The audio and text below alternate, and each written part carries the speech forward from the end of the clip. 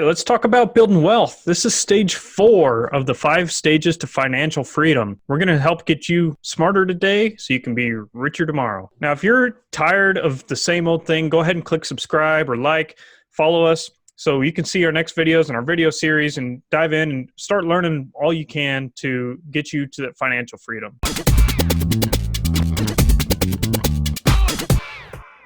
If you guys are new to 9 to 5ers here, welcome. If you've been with us a little while, welcome back. We're going to talk about building wealth, like I said. So this is stage 4. So we've been building these stages upon one another.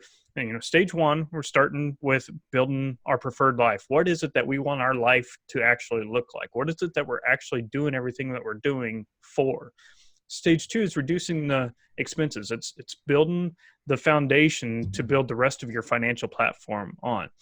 In stage 3, we start increasing our income. And that's usually a little more on the active side of things, where it involves us putting our time and our effort and our skills to use. And then we start to shift that extra income into stage 4, where we're building wealth. And the difference is this is typically a little more on the passive side of things. It requires more of your brain than it does your hand and your time. So we're starting to make our money work more for us instead of us working for our money.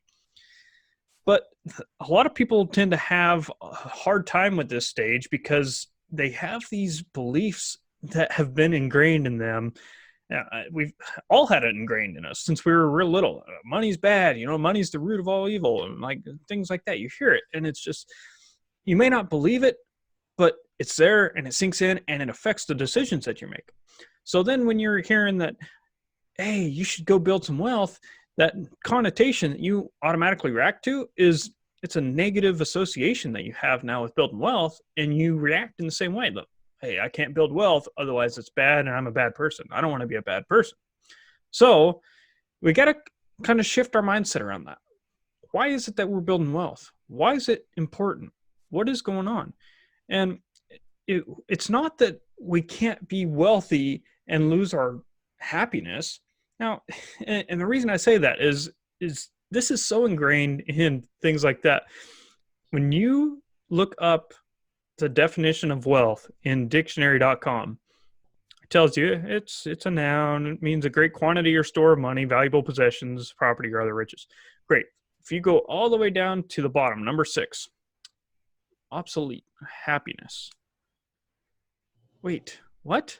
Where did happiness disappear from this whole equation? Why isn't happiness part of being wealthy? Not that the money is going to make you happy, but if I'm happy, can't that be a part of being wealthy? It's not that you can't have wealth and happiness at the same time, you can't have happiness if you're wealthy. You can have both. You just got to have the right mindset about it. If you have that bad mindset, that negative connotation around it, then you're going to be miserable if you're wealthy, because you're going to think, I'm a bad person, I got all this money. But if you think that you've set out from the beginning of building this wealth to have the right mindset about it, that once I get this wealth, this is what I'm building it for. I have this preferred life that I have just spelled out exactly the way I'm going to go. And I have a good frame around what it's like to be wealthy for me. Reese, I've noticed that a lot of people that are not rich, that have not gone through these stages, you ask them, what do you want? They're like, I want $1 million. And you go, well, why do you want $1 million? It's like, well, then I'll be able to do whatever I want, whenever I want, and all that. And it's like, how'd you come up with $1 million? Like, I don't know. It sounds like the right number. And you can tell that these people have just picked a number arbitrarily out of the sky. And once I have this amount of money, this will make me happy. This will bring me what I want. The problem is that people that have this sort of mindset or mentality will never be ambitious enough to go out and work hard and pursue a dream or a passion that will bring this quote unquote wealth, because they're in the mindset of, I'm just going to be miserable the entire time on the way to getting this wealth, this quote unquote $1 million. And they're going to fail, and they're going to give up multiple times and get frustrated and quit because whatever they're doing to get that $1 million is just not worth it. They don't have a big enough carrot beyond that $1 million that they actually should be striving for. The $1 million should just be something that happens along the way. You should be building your life the way that you want to live it from day one, and doing it in a way that you possibly can on day one, and then building upon that day 2, 3, 4, 1,000, 1,001. And as you grow, you get closer to that ideal life, that preferred life that you're looking for. And this is where a lot of people fail. And a lot of people want to jump to stage 4, or they want to jump to stage 3. And the reason why they get caught in that hamster wheel, that rat race, that cycle of failure and frustration, is because they do these steps out of order. And Reese, you were talking about obsolete. It said, I'm looking at the same thing that you're looking at on my screen. It says happiness, obsolete. And while you were talking there, there's still small remnants of what wealth should be in the world today. But you don't hear it very often. You say, oh, there's a wealth of knowledge in that book, or there's a wealth of knowledge, or there's a wealth of something here or there. We still have loose strings attached to what wealth actually is. It's just that over time, it's just been eaten away by the superficial, surface level nonsense that we as a society, all strive to move forward towards. That we just think, man, Reese, if I just get this $1 million, then all these problems are going to be solved. Like, it's just going to be, I can just pay to get my problems taken away. And some problems will be solved. If you're hungry and you are living in a box, and you go from living in a box and being hungry to having $1 million, yes, your food, water, and shelter will be taken care of. But as we know, the hierarchy of needs grows, and you don't want to be lonely. You want to feel loved. You want to have friends. You want to have happiness. You don't want to be stressed out. You want to build a legacy. And all of these things can be built starting at day 1 to day 10,001. And this is where, that's how we see the word wealth, because you should be building wealth in every single one of your areas of your life. And it starts in stage 1, and you grow it incrementally and then exponentially as you go through. And in stage 4 is when you start to buy back your hours that you work. You reset it already. You are buying back your time with stage 4. And we've already talked about it before in other videos. Your washing machine. You're buying back your hours of the washing machine. You're not beating your clothes against a rock in the creek or the creek. You're not running out with a sharpened stick trying to hunt down a boar so that you can feed your family tonight. You just get in your car. That's also a system. You go to a grocery store. That is a system. That the food got brought there through a system. You pay for it through a system, and then you come home and then you unwrap it and you put it inside of a system. This is where the systems grow exponentially in your life. Reese, go ahead. Yeah. So we got to really think about why it is that we ourselves are building wealth, because it's that transition, like I said, from that stage 3 of being active in it. So you got to ask yourself, isn't a paycheck enough? Why do I actually need to go make $1 million? Say for most people, you probably don't even need to make $1 million. That's an illusion, just because it's a nice round number and it sounds good. It sounds like a lot of money. But listen, I know people who have retired or quit their jobs that have far, far less than $1 million, and they're living well. Now, if you're making $28,000 a year, that doesn't sound like much. But what if you're only spending 14? You're taking home over $1,000 a month. I bet most people in the U.S. don't have that much extra cash at the end of the month. And plus, $28,000, you don't have to work much. You can just goof around and have a good time. So You don't have to have that big number just for the sake of having a number. So that brings me back to my question again. Why is it that you are building wealth? What is it that you really want your life to look like? Sounds kind of like stage one, right? What do you want your preferred life to be? Is it the happiness? Is that why you want wealth? Do you think, like Joe said, once you hit that $1,000,000 that you're going to be happy? It's just going to magnify your problems. If you are overspending, then you're going to just overspend by that much more. You're going to be out of money. And then once that's out, and then you're going to be in even more trouble because you don't have that nice cushion that you had before. So what is it you're after? And for most of us, it's that freedom. It's that financial freedom. And it sounds great. But what does that financial freedom mean to you? We kind of use this term here, this little breakdown here. It's do what we want, when we want, with whom we want, where we want, as much as we want. And that's where we start to feel really good about our lives. We feel prosperous. That's what that financial freedom gives to us. We can go do those things that we want to do, experience the things that we want to do, have the things that we want to have. But we've only been able to do that because we've been diligent about being very clear on what it is we want, not spending our money on things that we don't want, gaining our money without giving our life away. Doing those things in the right way really sets you up for having that freedom and being able to live it. You can make a lot of money and not be free. You got to be able to set yourself up to be free, financially free, once you actually have that what you're after. Reese, let me put it another way. It's the ability to walk into a mall and be able to buy anything you want in the mall, but not have the need or the urge to actually want to do it, and you walk right back out. So you have the financial means to walk in the mall and you can buy anything you want, jewelry store, whatever it is. You go out there and have a shopping spree. But you don't have that desire to, because every other part of your life is fulfilled, and you know that another pair of earrings, another pair of shoes, or whatever the next doodad that's out right now, you know it's not going to bring you any value in your life because your life is already abundantly filled with happiness across the board, family, friends, love, the material part of it. Yes.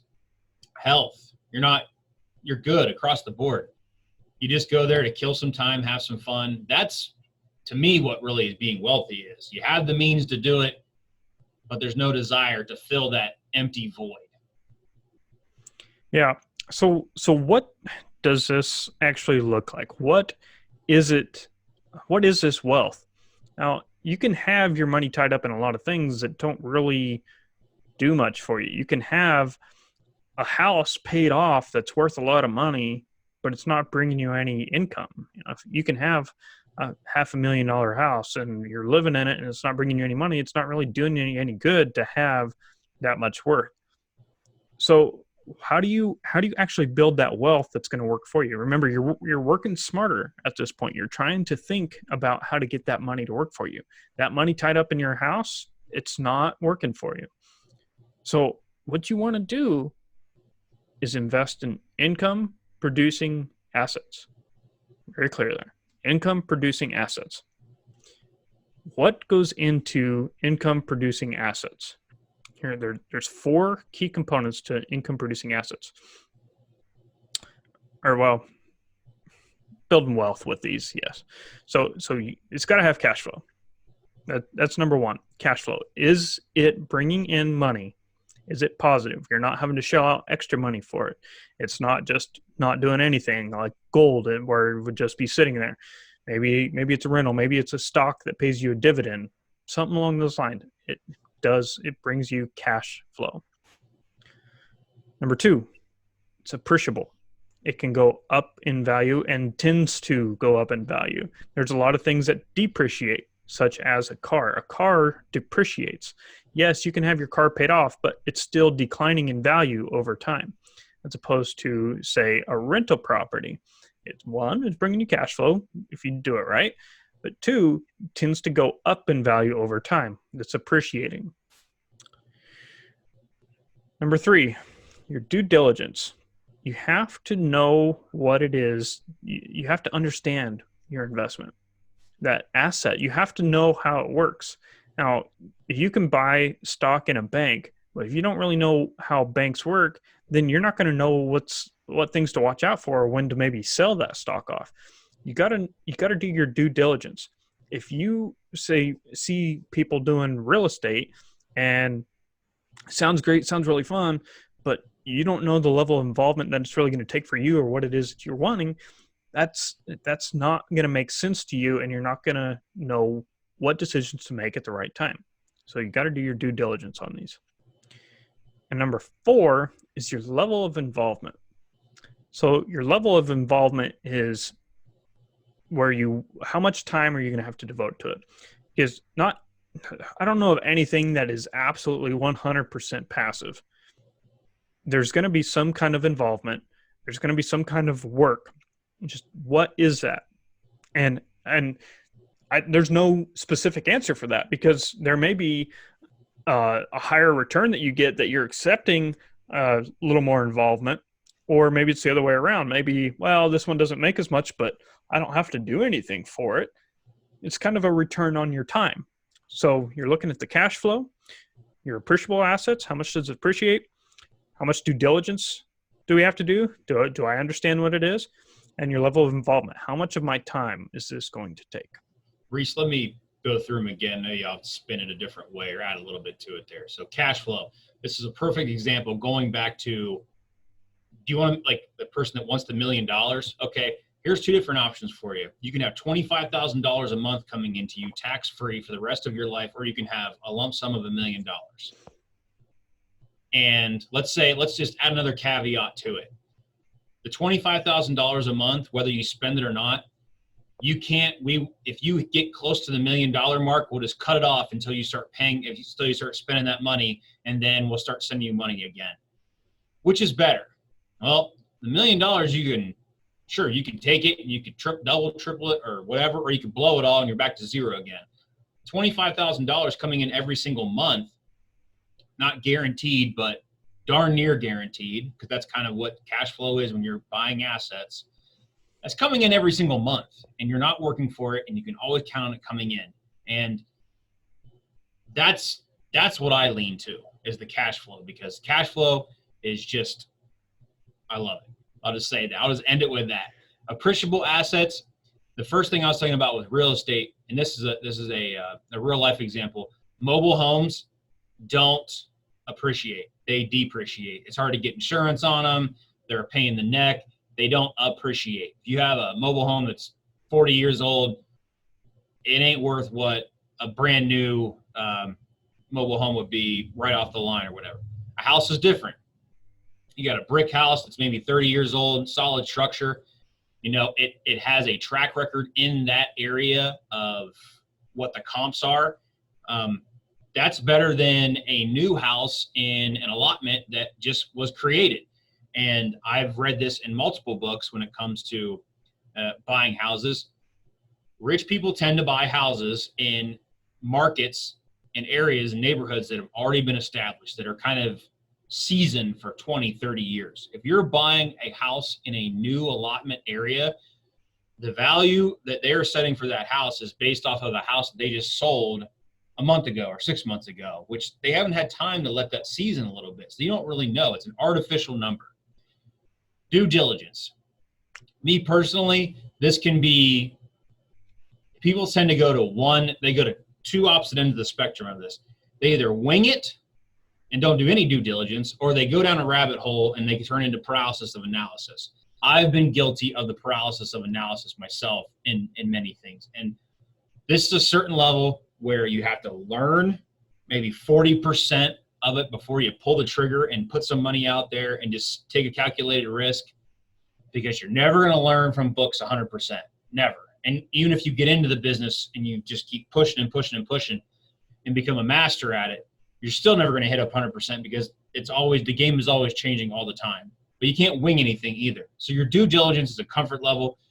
I recommend getting a mentor that you trust, that's been in the business, that knows what they're doing. Ask them for advice, maybe partner with them on something, whatever. But due diligence is one of those things where it depends on the situation. It depends on what's going on and how much money you have at risk and what the upside and downside are. It's calculated risk. Level of involvement. Reese pretty much explained this perfectly. And the lower the level of involvement, the better. A lot of times, though, the lower the level of involvement, a lot of times means lower returns, most of the time. Where this is not true is when you start your level of involvement at a very high level. So you're picking your own stocks or you're picking your own real estate, and then you develop your own system, and then you start putting property managers in place, or you start putting calls and puts in place to where if the price of the stock goes up by $10 or whatever, you sell it. If it goes down by $10, you sell it there too. You're mitigating your loss tolerance. And level of involvement is, man, you want to decrease it as much as possible, but you also need to balance that based off of the returns that you're going to get for that instrument. Because if we'd all just go buy CDs at the bank or treasury bonds and just put a check in the mail and be done with it. Just wait for a check to come back in, a month or whenever they start to pay. Because that would be it. Because that's basically the level of involvement when it comes to CDs and treasuries. And they're relatively low risk for the most part. But all those key components you got to have all four, and they're all four important, and they're all four of those are moving targets. So it depends on the situation. It depends on your own preferred life, how you wrote it out, how involved do you want to be. What is your desired cash flow? Do you need to live a high-end life? Then you need to have a lot of cash flow coming in. Your assets need to appreciate. If you want to live a more modest life, your cash flow is going to be lower. It's going to be a lower level of involvement, and you still want your assets to appreciate, but they don't need to appreciate as much as a high-end life would need. Yeah, absolutely. So take a look at what you have. Where does your money sit? Is your money in income-producing assets? Do you have a positive net worth? Do you even need to work on building that up? Where's your financial situation at? Let us know in the comments. Ask questions. What don't you know? What wasn't clear? What do we need to expand on? We'd like to know what kind of things you want to know some more about. If you haven't already, hit like, hit subscribe. We'd really like to get you guys following on our next videos so that we can get you smarter today and richer tomorrow.